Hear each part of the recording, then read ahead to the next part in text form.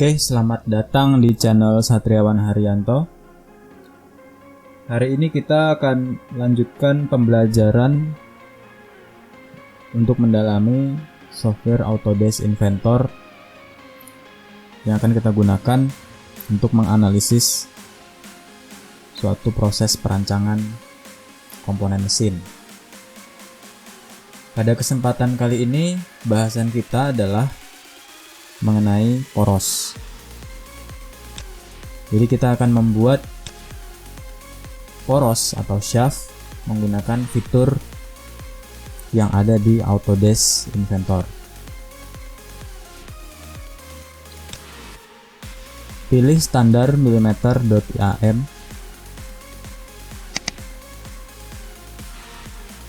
Nah, jadi tampilannya seperti ini, .IAM. Kemudian kita lihat di bagian atas ini ada assemble, design, 3D model, sketch, dan lain-lain. Masuk ke bagian design. Kemudian pilih shaft. Jadi kita pilih.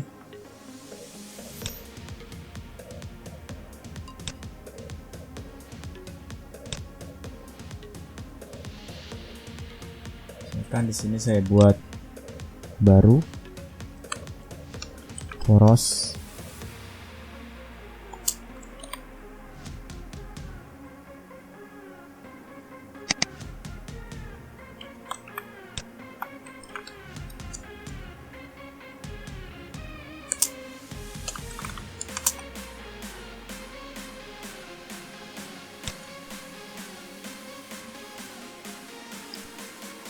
Ini akan tampil seperti ini tampilannya. Nama fiturnya adalah Shaft Component Generator. Jadi ada desain di sini. Kemudian ini ada placement. Kita akan letakkan si poros ini di sebelah mana. Kemudian di sini ada axis start orientation. Nah, di sini ada section. Ya. Section di sini kita bisa pilih variasinya. Jadi ini adalah awal mula. Jadi kita mau insert silinder atau kita mau split. Jadi buat silinder seperti ini atau insert cone. Tapi jangan dipusingkan oleh fitur ini. Jadi kita delete aja dulu semua. Misalkan kita delete semua. Nah, ini tinggal fitur ini. Satu jenis poros. Di sini saya ambilkan contoh ya. Ada suatu sistem. Ini adalah gambar untuk transmisi pada eskalator. Jadi eskalator, sistem transmisinya seperti ini. Kemudian di sini kita perhatikan ada section AA. Kalau kita perhatikan di sini tulisannya, potongannya masih ada tulisan section AA, berarti ini bukan pakai standar ISO ya menggambarnya. Jadi mungkin dia pakai JIS maupun ASME mungkin. Jadi saya anggap Anda sudah paham cara membaca gambar. Di sini kita perhatikan komponennya ada bantalan ya. Di sini ada bantalan. Kemudian ini adalah sprocket. Sini ada sprocket. Kemudian di sini ada gear. Ini ada bantalan, gear. Kemudian ada poros di sini. Sini ada poros. Sini ada poros. Kita lanjut lagi ke slide berikutnya. Nah, kita asumsikan materialnya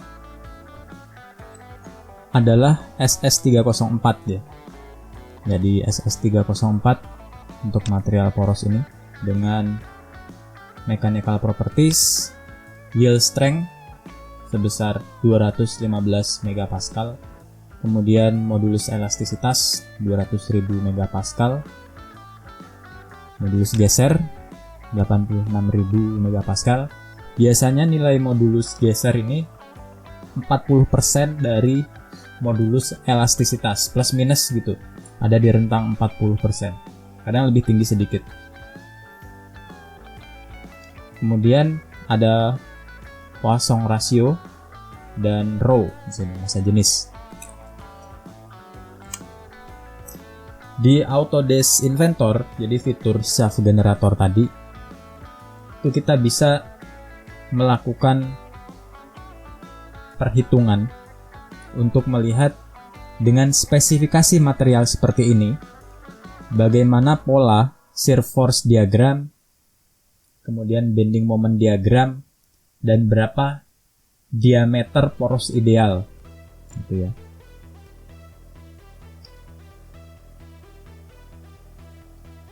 Ini saya lanjutkan dulu ke slide berikutnya. Jadi kalau kita breakdown lagi, ternyata gambar yang tadi itu seperti ini susunannya. Secara rinci, dimensinya itu jarak antar satu bantalan dengan bantalan lainnya, dan juga sproket satu dan sproket lainnya itu digambarkan seperti ini. Nah, dari gambar ini kita bisa peroleh yang namanya diagram benda bebas. Di sisi yang sebelah kanan ini adalah diagram benda bebas dari konstruksi transmisi eskalator yang ada di industri. Dengan spesifikasi seperti ini, kita bisa gambarkan spesifikasi ini ke shaft generator tadi.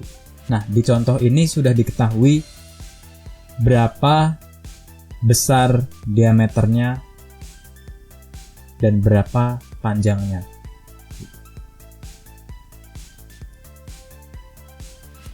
Sekarang kita coba simulasikan.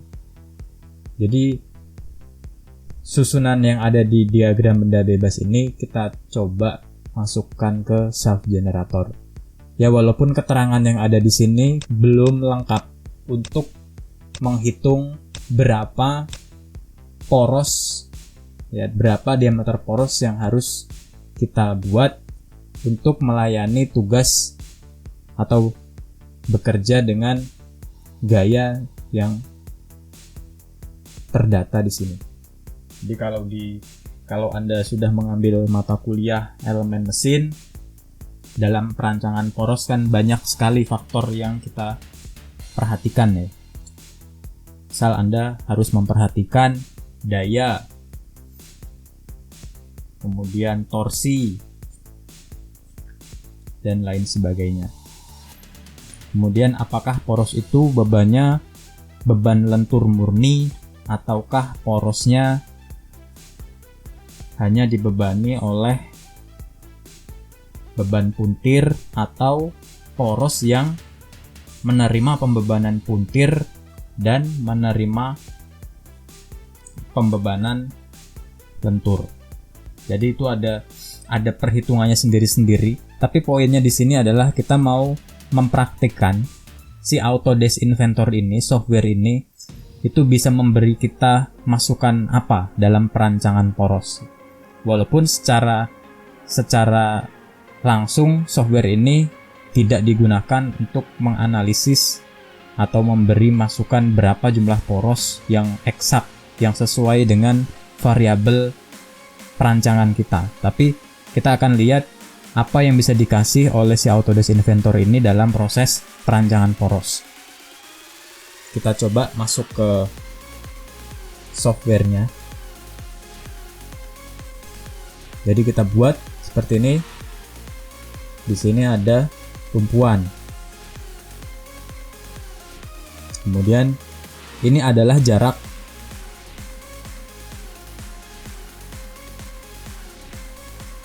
dari ini gear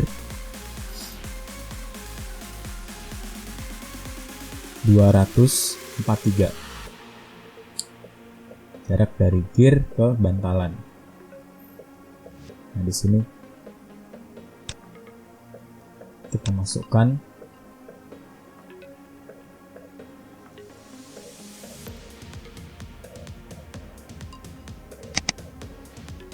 diameternya tadi 290.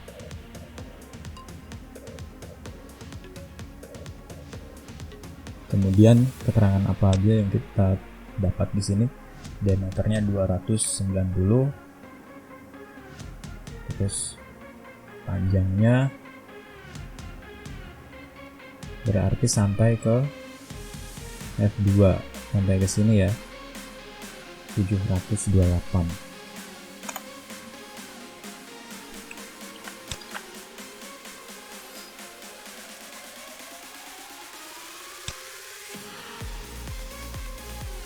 Anda perhatikan di sini ada kolom-kolom ya pilihannya. Ini adalah fitur-fitur yang bisa kita masukkan ke poros ini. Misalkan saya pilih chamfer ini, saya buat misalnya 15.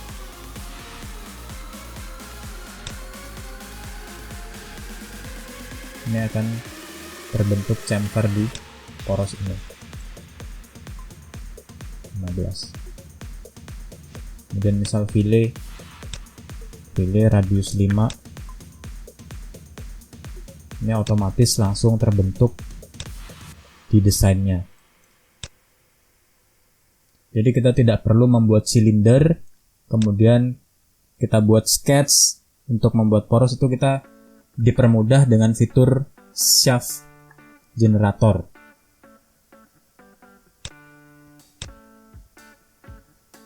Jadi ini urut ya, dari ujung,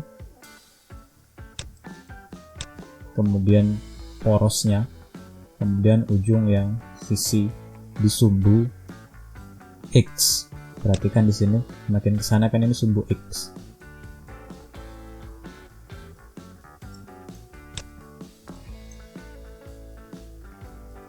Misalnya ini silinder, kemudian ini no feature, jadi sisi yang sini ya. Tadi kan ini seperti ini. Ini saya ganti. Misalkan kita anggap seperti ini. 290 kali 728. Ini untuk sisi ini. Selanjutnya kita akan membuat poros yang diameternya 450 mili.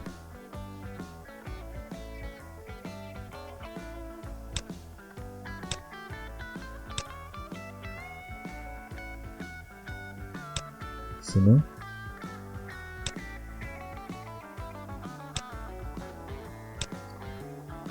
ini insert silinder, kita pilih ini, kita klik 2 kali di sini, klik 2 kali, kemudian memasukkan diameter 450.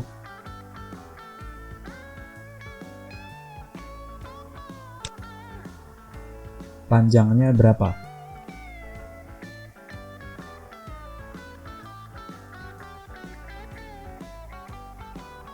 Panjangnya adalah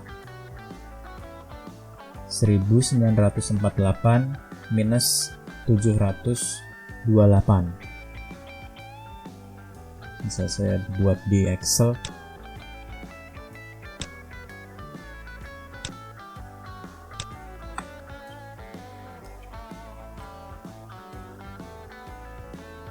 Ini saya tulis poros.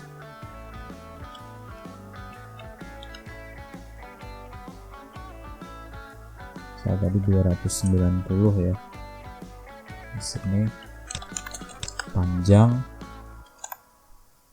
728. Kemudian yang poros 450, panjangnya 1900. Ternyata panjangnya adalah 2070 minus 728.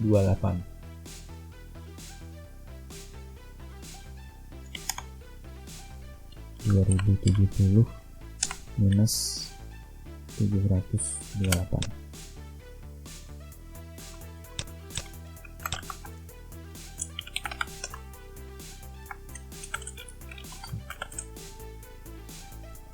1342.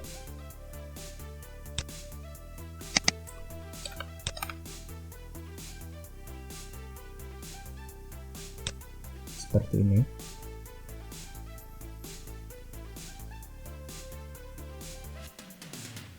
Nah, si poros ini di sini dia ada chamfer ya. File atau chamfer? Oh, ini chamfer. Kita asumsikan kita buat chamfer di sini. Misal 20. Buat chamfer.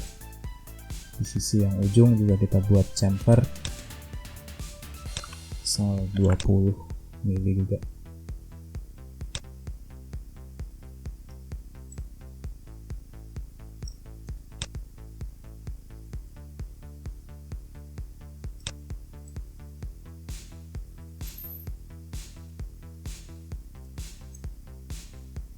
Nah, sampai sini kita sudah membuat poros. Langkah selanjutnya adalah kita akan menempatkan posisi dari bantalan sesuai dengan diagram benda bebas yang kita punya.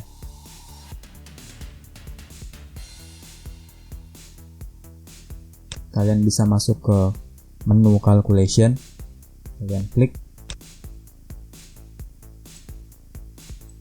seperti ini. Kemudian ini adalah support. Support ini bisa digeser-geser.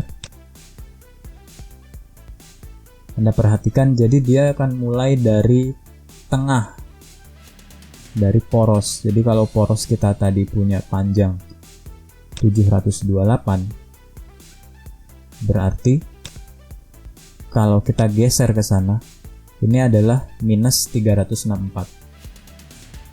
Titik nolnya ada di tengah-tengah sini. Kalau ke kanan berarti dia positif, kalau dia ke kiri berarti dia negatif. Searah dengan garis bilangan. Jenis supportnya kita ganti jadi free support type. Karena kalau kita pakai fixed support type,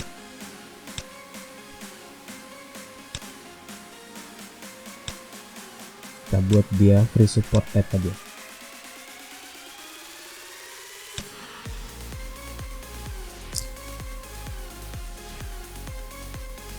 Oke, kalau sudah, kita akan mendefinisikan posisi radial force di sini. Jadi di bagian loads, ya, di bagian loads di sini, ini kita klik.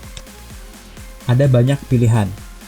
Jadi nantinya ketika Anda merancang suatu konstruksi mesin, tentu ada banyak komponen yang tipikal pembebanannya itu memberi continuous load ke si konstruksi ini.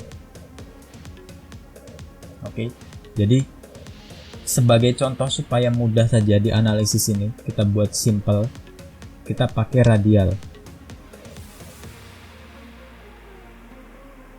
Kita pakai radial force di sini.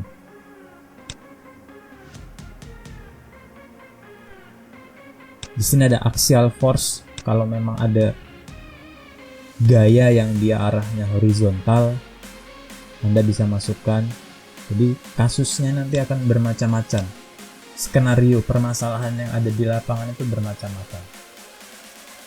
Jadi Anda tinggal menyesuaikan pembebanan apa saja yang terjadi di poros yang kelak akan Anda manufaktur. Misalkan ada bending moment di sana, terjadi bending atau terjadi torsi, itu sesuai dengan kondisi lapangan Anda menentukan jenis pembebanan ini. Nah, acuannya dari mana? Acuannya dari diagram benda bebas. Acuannya dari analisis Anda. Jadi, pada dasarnya software itu adalah tools. Oke, software itu adalah tools. kesimpulan dari apa yang diberikan oleh software itulah yang menjadi tanggung jawab dari seorang engineer. Jadi, Anda jangan menggantungkan hasil kalkulasi 100% ke software. Mengapa? Nanti saya kasih contoh. Kenapa kok kita nggak bisa 100% menelan mentah-mentah data yang diberi software ke kita. Tapi, kita perlu menganalisis hasil dari simulasi yang diberi si software ini. Sekarang kita selesaikan dulu untuk positioning radial force sesuai dengan diagram benda bebas yang sudah tersedia di sini. Yang pertama, posisi F1 itu adalah 243 mili dari bantalan A. Kita sebut saja yang paling kiri ini bantalan A. 243. Ini bisa kita geser. Kita bisa geser. Nah, titik ujung ini adalah 0. Ya. Titik ujung ini adalah 0.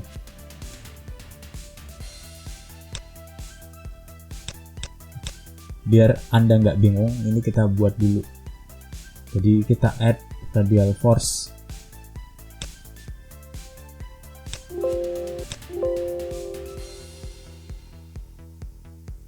Kita add lagi radial force. Nah, di sini kan numpuk. Ini. Nah, di sini numpuk dia. Anda perhatikan titik nolnya adalah di sini. Dia 0 ada di sini. Berarti kita harus geser dia ke sisi ujung dulu. Di sini minus 1399. Ya. Kita masukkan di sini di Excel. Ini poros. Sini saya tambah lagi radial force.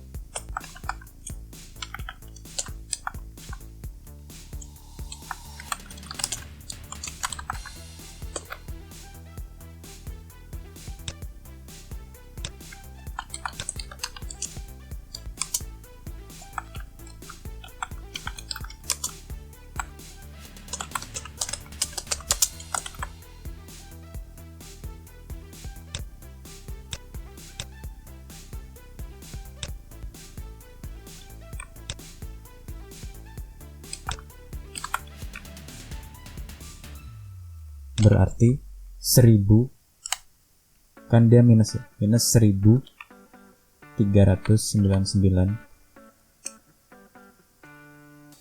ditambah tadi jaraknya adalah 243. Kita masukkan 243. Jadi ini minus 1156. Ini kita klik 2 kali. Kemudian ini kita ganti dengan minus 1156. Perhatikan di sini ada force, kemudian ada angle. Kita masukkan misalnya force kita buat 500 Newton. Ini kita buat 0 derajat. Kemiringannya itu bisa kita atur. Kalau 0 derajat ya berarti lurus dia. Dia arahnya dari sumbu B. Kalau misalnya 45 derajat berarti dia counterclockwise arahnya. Miringnya counterclockwise. Oke ya.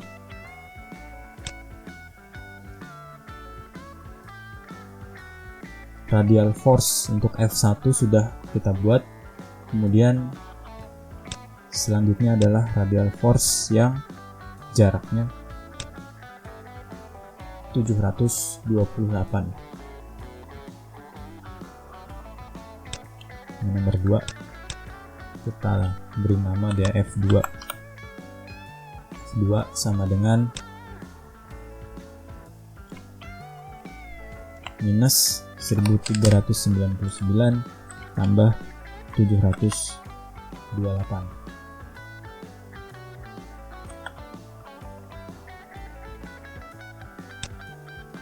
Minus 671. Kita geser sini, masukkan minus 671, kita ganti dengan 500 Newton.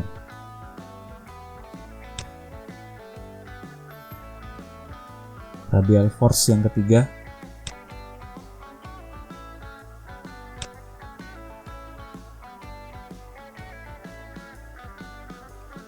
(1948).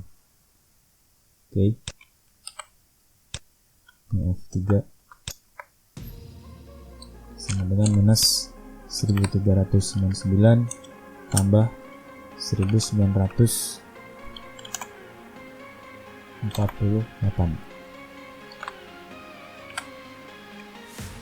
Jadi jaraknya adalah 549. Kita klik 2 kali. Kita masukkan di sini 549. Dan lupa force-nya nanti berapa. Nah, force ini nanti kalau Anda gunakan untuk merancang, itu Anda masukkan berapa bebannya yang diterima poros ini. Misalkan kalau dia ada bebannya tadi kan sprocket ya, dan sprocket itu kita di slide ini tidak diketahui berapa, jadi kita asumsikan saja. Nanti di praktiknya Anda bisa timbang sprocketnya atau gearnya. Nah, itu Anda dapat berapa massa dari sprocket tersebut, kemudian Anda ubah dalam Newton, yaitu dikalikan 9,81 meter per second kuadrat. Misalkan saja ini saya samakan semua di 500 Newton. Nah, seperti ini.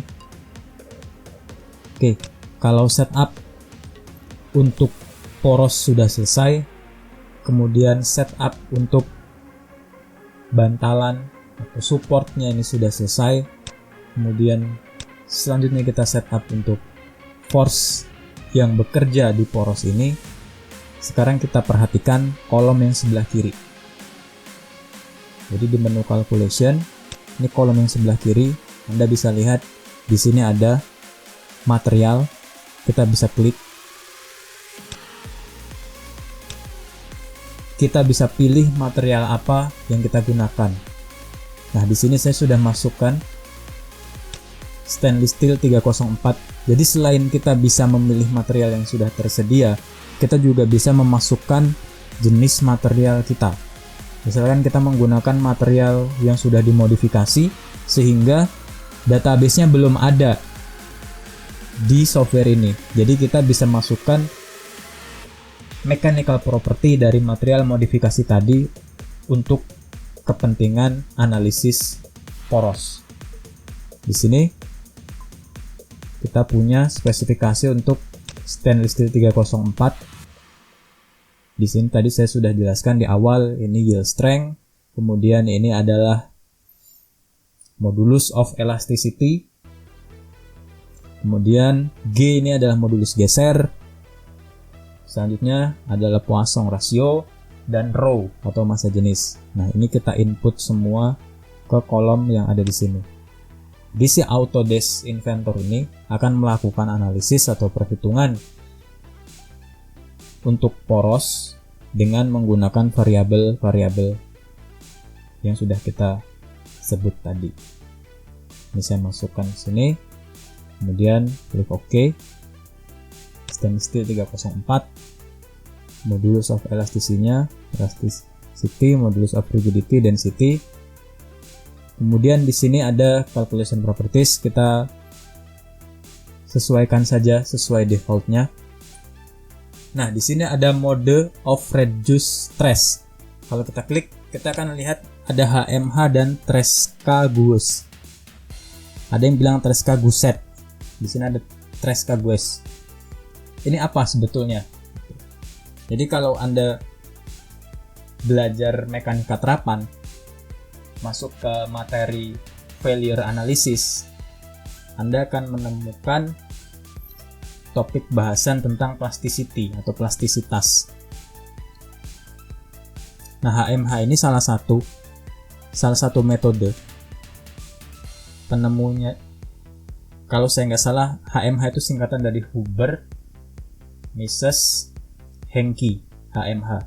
Jadi 3 orang yang menemukan ini. Huber, Mises, Henke. Itu metode untuk menganalisis respon suatu material terhadap gaya yang bekerja, itu berdasarkan distorsi energi yang dialami material itu. Jadi silahkan buka materi failure analysis, plasticity, kemudian energy distortion. Nah, di situ Anda akan menemukan ada HMH, kemudian Tresca ini. Nah, ini Tresca itu dia konsepnya mirip dengan HMH, tapi yang digunakan itu adalah shear force, gaya geser, Tresca ya. Oke, jadi defaultnya adalah HMH, kita pilih HMH.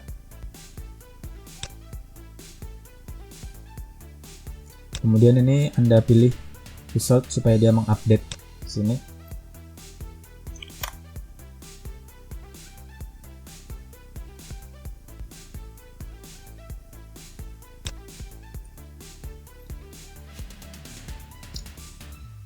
Kalau sudah, Anda akan melihat di sini ada export template, file naming, results, dan lain sebagainya.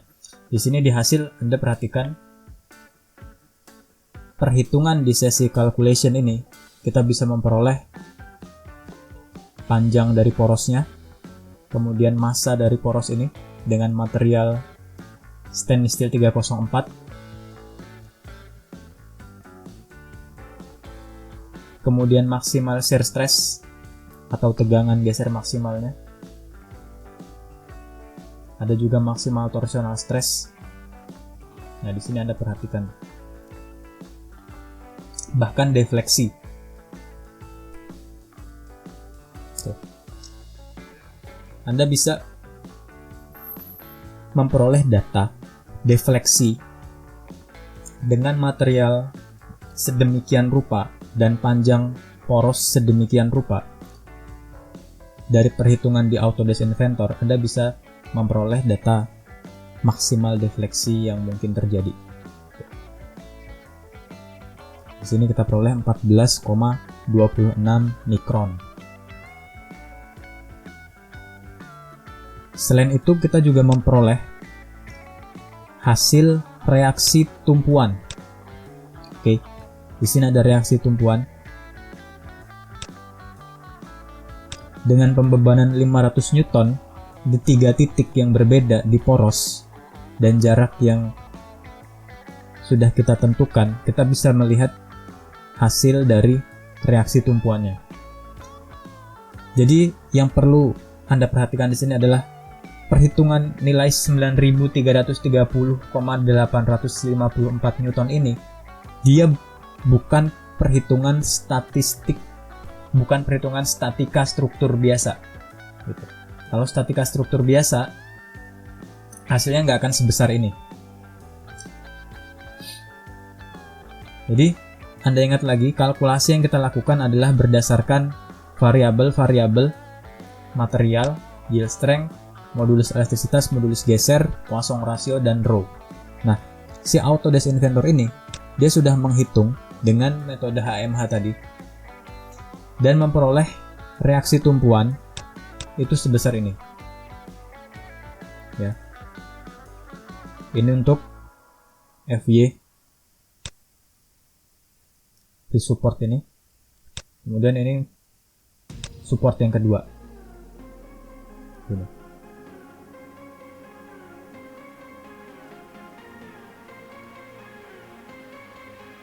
Nah, dengan reaksi seperti ini, selanjutnya pertanyaannya adalah apakah bantalan yang saya pakai apa yang harus dipakai bantalannya, jenis apa. Kan seperti itu. Maka Anda bisa menyesuaikan jenis bantalannya yang bisa mengakomodir gaya sebesar ini.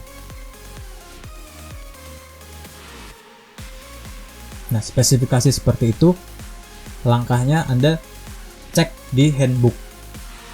Anda cek di handbook.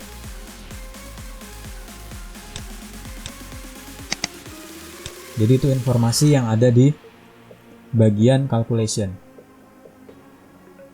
Selanjutnya, kita akan masuk di grafik.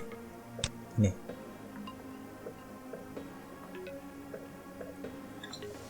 Jadi tampilannya seperti ini untuk yang grafik.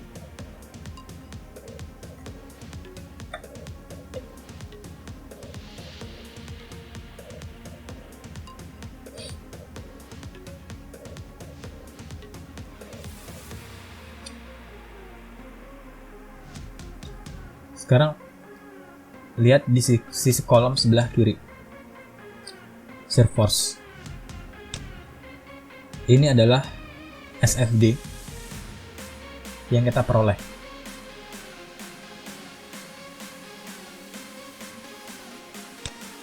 Kemudian ini adalah BMD, bending moment diagram.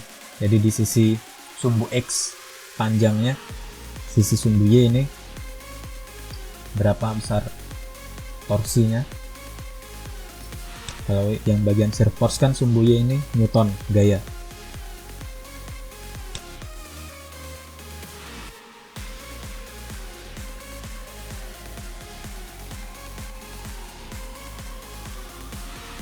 Next, ini adalah sudut defleksinya. Nah, kemudian ini adalah defleksi. Sumbu Y adalah mikron, sumbu X adalah panjangnya. Ya. Jadi, kalau Anda merancang suatu mesin yang punya toleransi defleksi, misalkan ya, toleransi defleksi poros, seperti misal poros yang ada di kereta cepatnya Jepang, Shinkansen, itu kan dia punya toleransi yang sangat kecil. Oleh karena itu dalam perancangannya dia harus sangat memperhatikan toleransi dari pengukurannya. Nah, kalau misalkan Anda dapat hasil 14,26 mikron, kemudian spesifikasi yang harus Anda penuhi adalah maksimal itu 10 mikron, berarti poros rancangan Anda fail, tidak masuk ke spesifikasi yang disarankan. Biasanya sudah ada standarnya, misalnya JIS berapa. Untuk kereta itu pakai JIS yang kode yang mana itu sudah ada.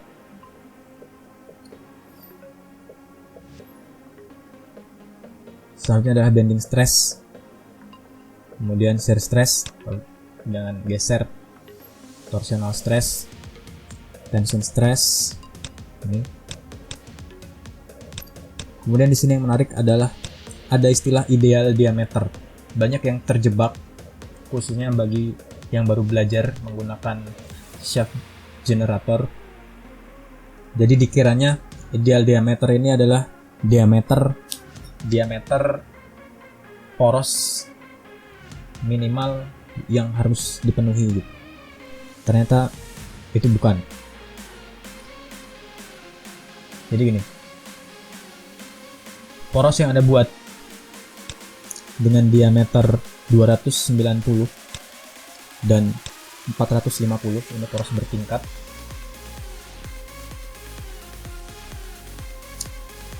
Kemudian dari hasil kalkulasi di sini kita peroleh grafik, ada tulisan ideal diameter 106,98 mili. Maksudnya apa nilai ini? 106,98. Ini saya kasih contoh. Misal bebannya kita buat sama 500 Newton, tapi ukuran diameternya kita ubah. Misalkan dari 290 mili saya buat jadi 10%-nya, jadi 29 mili. Apa yang terjadi ke grafik ini? Anda perhatikan bentuk dari porosnya menjadi sangat tidak ideal seperti ini. Ini kalau kita pakai, ini langsung fail. Karena ada konsentrasi tegangan yang sangat tinggi yang terjadi di bagian F2 di sini. Ya kan? Tapi di bagian ideal diameter dari 106 dia turun jadi 103. Artinya apa?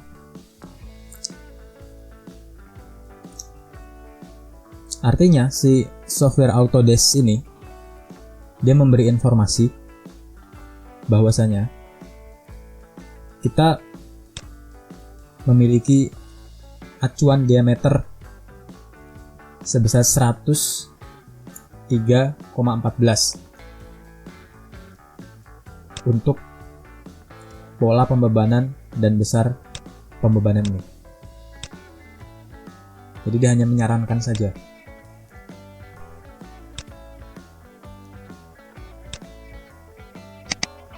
Tapi nilai 103 atau 106 mm tadi, kalau kita pakai nilai itu belum tentu aman untuk mengakomodir daya dan torsi yang ada pada saat kerja di lapangan, kerja yang sesungguhnya yang akan dialami oleh si komponen ini. Kenapa? Karena analisis yang dibuat di sini murni hanya terbatas pada pembebanan yang statis, radial force ini. Jadi variabel daya yang transmisikan, kemudian ada torsi, ada berapa cepatnya putaran RPM, itu tidak masuk ke dalam analisa. Oke. Jadi Anda bisa pakai itu. Anda bisa pakai nilai 106 hanya untuk asumsi desain yang mempertimbangkan pembebanan statis saja.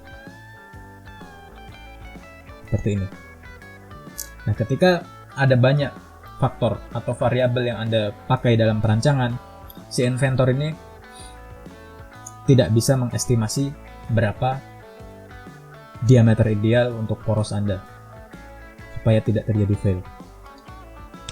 Jadi seperti itu. Oleh karena itu, jangan tertipu oleh nilai ideal diameter.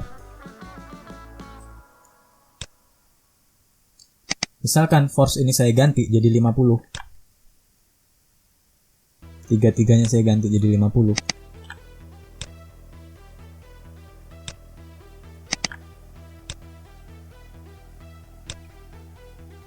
Lihat.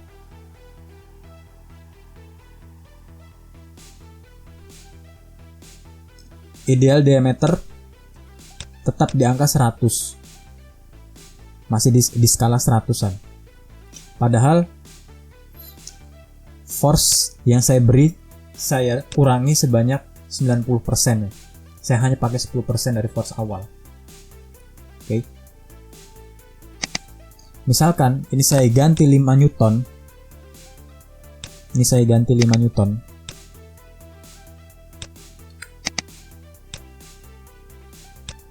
Anda perhatikan, nilainya tetap di angka 101. Artinya apa? Artinya kalau Anda ikuti nilai ideal diameter dari software ini, ya, maka poros Anda itu akan over design. Oke, jadi poros Anda akan over design. Mungkin saja dia kuat, tapi tidak efisien. Oleh karena itu, pertimbangan perancangan itu sangat kita perlukan untuk berpikir kritis. Jadi jangan bergantung 100% dengan software, apapun softwarenya. Jadi logika kita tetap harus jalan. Gitu. Poinnya di situ. Tetapi untuk keperluan memberi pandangan, jadi si software ini sebagai bahan pertimbangan kita, oh ternyata kalau seperti ini ekstrim bentuknya, misalkan seperti itu. metode HMH dengan distribusi gaya yang sedemikian rupa, kita dapat ideal diameternya 101,545. Oh, berarti diameter yang ekstrim kecil ini bisa kita besarkan. Nah, misalnya kita buat 101.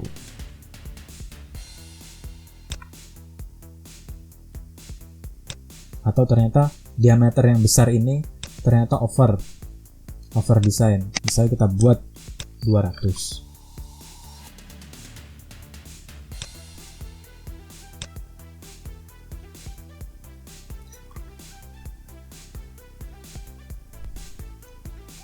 Seperti itu. Kenapa ini nilainya berubah di 60? Kita perhatikan lagi force di sini. Kita pakai force di sini 5 Newton. Misalnya kita ganti 500.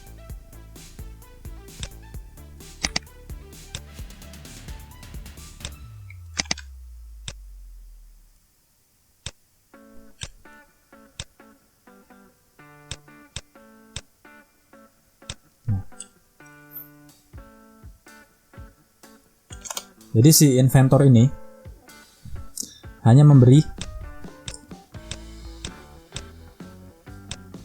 analisis yang terbatas untuk beban statis saja untuk fitur self component generator ini. Jadi untuk perancangan poros yang sebenarnya kita bisa pakai perhitungan yang sesuai standar, baik itu misalnya ISO ataupun JIS untuk poros.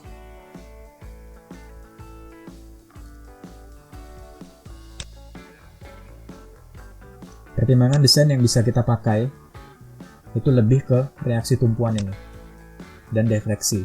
Jadi kita bisa pakai data ini untuk merancang bantalan, untuk memilih bantalan,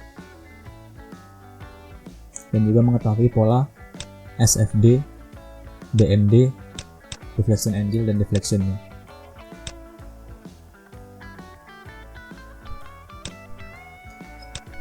Dan perlu kita ingat bahwasanya stres yang terbaca, ya, stres atau nilai tegangan yang kita gunakan dalam perhitungan itu kan sebetulnya nilainya adalah kualitatif. Jadi jangan salah, stres itu nilainya kualitatif, justru yang kuantitatif itu adalah strain. Karena kita bisa mengetahui berapa stres yang terjadi di suatu permukaan yang dia mengalami pembebanan, itu kan kita mengestimasinya dari strain yang dialami permukaan itu. Jadi kalau Anda masih ingat hukum Hooke, hubungan antara tegangan dan regangan,